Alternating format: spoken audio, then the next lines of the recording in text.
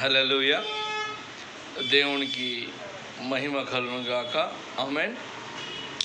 మనము ఒక్కోసారి ప్రతిరోజు ప్రార్థన చేస్తుంటాం, వాక్యం చదువుతుంటాం, పాటలు పాడుతుంటాం, అన్నీ చేస్తుంటాం. కానీ మన లోపల భయం ఆటోమేటిక్గా ఉంటుంది. ఆ భయము ఎలాంటిదంటే, దేవునిలోనూ ఎంత చేస్తామో ఆ సాతాను అనే సమస్యని మన లైఫ్లో ఉండే సమస్యని ఎంత పెద్దదిగా చేసి దేవుణ్ణి చిన్న చేయటం వల్ల భయం మనకు ఏర్పడుతూ ఉంటుంది. కానీ మన వెంట తెలివైన వాడు ఉన్నప్పుడు మనకు ధైర్యం. ఈ తెలివైన వాడు అంటున్నాడంటే నేను ఏదైనా సాధించగలనుకుంటాడు. ఇంతకంటే తెలివైన వ్యక్తి ఎవడన్నా ఎదురయ్యాడనుకో, అతన్ని చూసి ఓహో ఇతనే వదిలేసి అక్కడికి వెళ్తాం. మరి మన దేవుడు ఎలాంటి వాడు అంటే సర్వశక్తిమంతుడు, సర్వోన్నతమైన జ్ఞానం ఆయనకు ఉంది. కాబట్టి ఆయన కృప మనకు తోడే ఉంటుంది. సరే, బలవంతుడు మన వెనకాల వచ్చినంటే అతనికంటే బలమైన వాడు వచ్చినప్పుడు ఢీకొట్టినప్పుడు ఈ వ్యక్తి ఏం చేశాడు? ఆ బలవంతుడి ముందు పారిపోతూ ఉంటాడు. విశ్వానికి చక్రవర్తి అయిన దేవుడు, అంత పెద్ద దేవుడు, ఈ భూమి నా కాళ్ళు పెట్టుకోవడానికి ఒక పాదపీఠం అన్నాడంటే ఆయన ఎంత పెద్దవాడు అసలు ఊహించుకోవడానికి ఆశ్చర్యంగా ఉంది.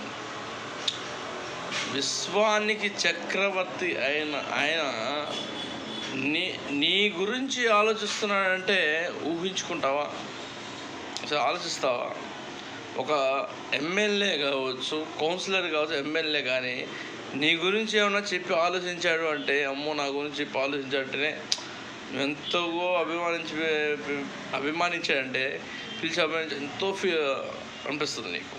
అంటే ఆనందం తట్టుకోలేవు.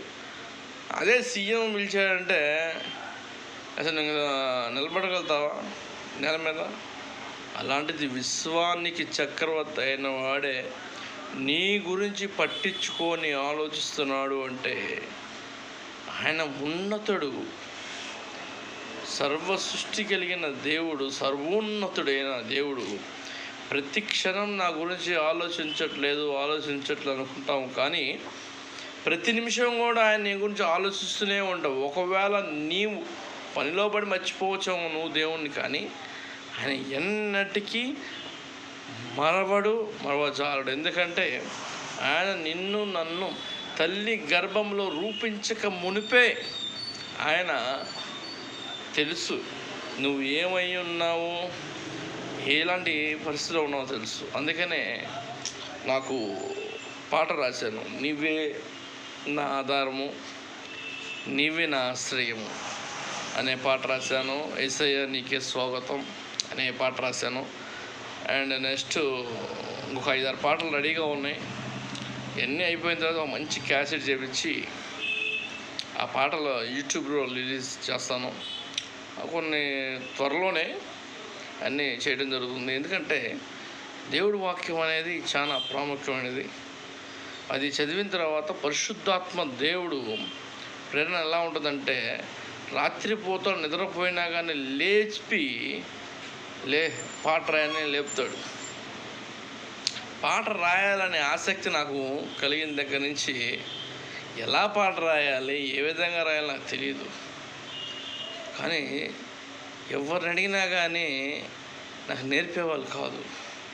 ఇలా కాదని చెప్పేసి దేవుడి సన్నిధిలో కూర్చొని అయ్యా పాట రాయాలి అంటే ఆ పాటని ఏ విధంగా రాయాలి, ఎలా మలచాలి, నా గొంతు స్వరం ఎలా దానికి అర్థమవుతుంది అనేది ఎలా చేయాలని ఆయన ద్వారా తెలుసుకొని ముందుకు వెళ్తుంది. మనుషుల యొక్క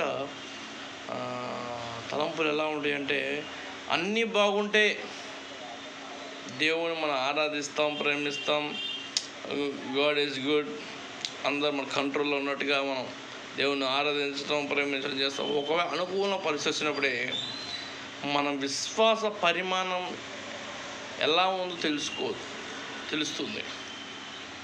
ఇక్కడే దేవుడు మనల్ని పరీక్ష పెడుతూ ఉంటాడు. అందుకబట్టి మనం దేవుడి మీద ఉన్న విశ్వాసము బలంగా, శక్తివంతంగా మనం దేవుడి కోసం నిలబడితేనే అప్పుడు దేవుడు చూసి నీవు పడుతున్న, నా కోసము నువ్వు పడుతున్న నిందను చూసి, నేను ఎంతగా బాధ పెట్టినా కానీ ఆ నిందను కూడా, అవమానాన్ని కానీ తీసుకొని, ఇంతగా నా కోసము ఇన్ని బాధలు పడుతున్నావు అయ్యా, ఇంక నుంచి ఈ రోజు నుంచి నీకు విడుదల, ఈ రోజు నుంచి ఈ శ్రమ గురించి, ఈ రోజు నుంచి ఈ వేదన గురించి నీకు విడుదల ప్రసాదిస్తున్నానని చెప్పేసి దేవుడే నీకు విడుదలని ఇవ్వడానికి సహాయం చేస్తాడు. కాబట్టి దేవుడు వాక్యాన్ని మరవక ఉండాలి. ఎందుకంటే మనుషుల యొక్క ఆలోచనలు ఎలా ఉంటాయి అంటే, తమ అవసరాన్ని కొద్దీ, అవసరాన్ని బట్టి అగ్ని వంటి శ్రమలు కలుగుచున్నవని తెలిసి కలత చెందవోకు. నిన్ను పిలిచిన దేవుడు నమ్మదగినవాడు, శోధనలో నిన్ను విడిచిపెట్టిపోడు, కంటి పాపలకు నీ కాచుకుంటాడు.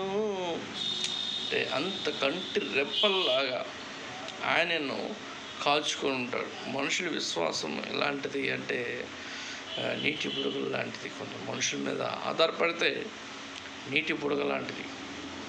ఎందుకంటే మన జీవితం యేసయ్యకి అంకితం చేస్తే మొత్తం ఆయన చూసుకుంటారు. భారం నా మీద వేయండి, నా కాడి తేలిక, మీరు ప్రశాంతంగా హ్యాపీగా ఉండండి, నేను చూసుకుంటా అంటున్నాడు.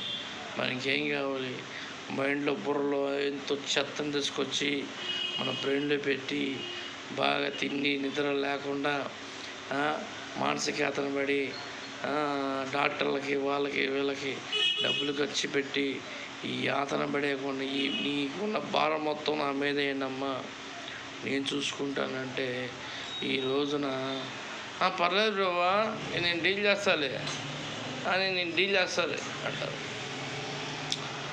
ఇది